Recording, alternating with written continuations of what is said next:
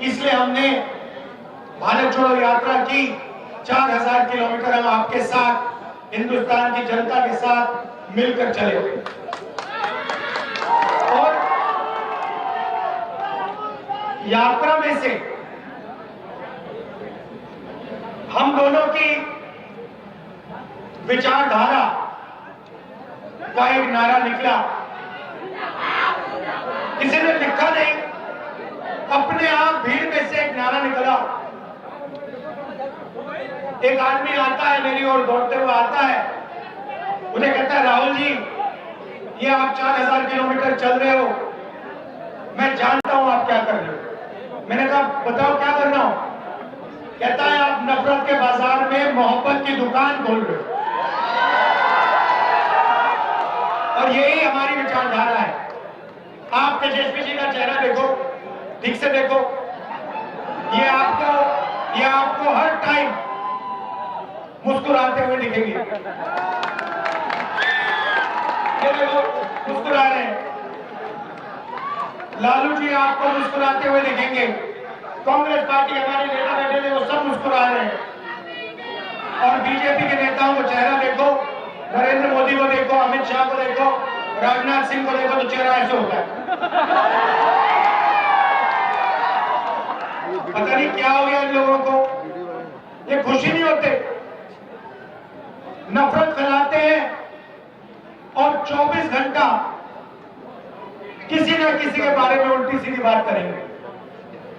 हम मोहब्बत की दुकान खोलते हैं और आप सब कांग्रेस के कार्यकर्ता, आरजेडी के कार्यकर्ता 24 घंटा मोहब्बत की दुकान खोलिए, लोगों को जोड़िए। और ये जो बीजेपी के लोग नफरत फैलाते हैं, इसके खिलाफ हम मिलके एक साथ लड़ेंगे और जीतेंगे। ये देश नफरत का देश नहीं है, ये देश मोहब्बत का और भाईचारे का देश है। आपके खून में, आपके डीएनए में नफरत नहीं है, मोहब्बत और भाईचारा आदर है। यात्रा में हमने हजारों लोगों से पूछा कि भाई, देश में ये जो नफरत का माहौल बन रहा है, इसका कारण क्या है। किसानों से पूछा, मजदूरों से, छोटे छोटे बच्चों से पूछा, युवाओं से पूछा, और सब ने कहा, राहुल जी, नफरत का कारण डर है और डर का कारण अन्याय है। ये देश के हर कोने कोने में, आप किसी भी गरीब व्यक्ति से पूछ लो, हर रोज इस देश के हर कोने कोने में अन्याय होता है। आर्थिक अन्याय, सामाजिक अन्याय, किसानों के खिलाफ अन्याय, युवाओं के खिलाफ अन्याय, महिलाओं के खिलाफ अन्याय। जहां भी आप देखो, अन्याय ही अन्याय दिखेगा। ये देखो, एक और अन्याय के बारे में बोला, आर्मी की भर्ती नहीं करवाया।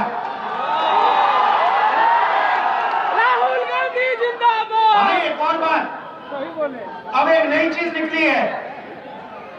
अब अगर हिंदुस्तान का एक सैनिक, एक जवान शहीद होगा, तो इसे शहीद का दर्जा दिया जाएगा।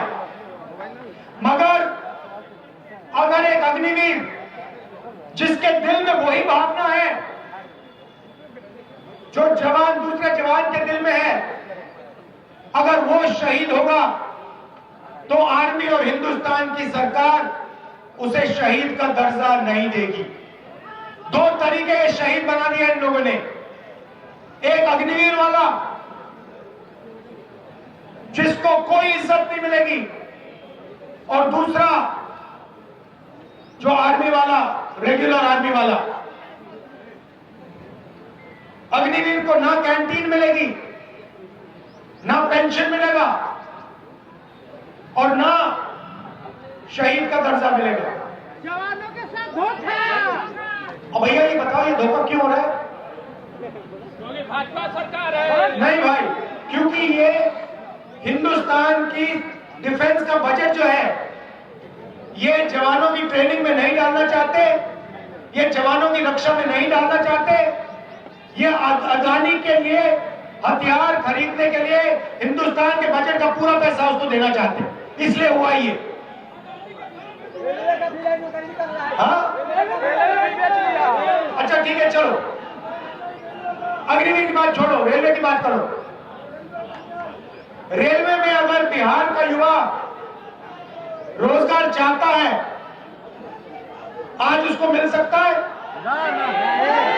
कर लो जितने एग्जाम करने हैं, आपको ना सेना में भर्ती मिलेगी, ना रेलवे में मिलेगी, ना किसी पब्लिक सेक्टर यूनिट में मिलेगी। क्यों? क्योंकि दिल्ली की सरकार चाहती है कि आप सब लोग कॉन्ट्रैक्ट के मजदूर बनो।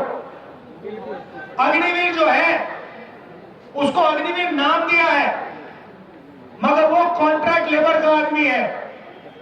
सच्चाई ये है, उसे जब भी उनको निकालना हो निकाल सकते हैं, बिना पूछे, बिना पेंशन, बिना मदद, बिना कुछ उसको उठाने बाहर फेंक सकते हैं। यही सारे के सारे पब्लिक सेक्टर यूनिट्स के साथ ये हो रहा है। अब मजे की बात आपको बताता हूं, हिंदुस्तान में पिछड़ों की आबादी कितनी है बताइए? अच्छा एक बात बताओ, यहां पे पिछड़े वर्ग के लोग हैं, हाथ उठा के दिखाओ। ये देखा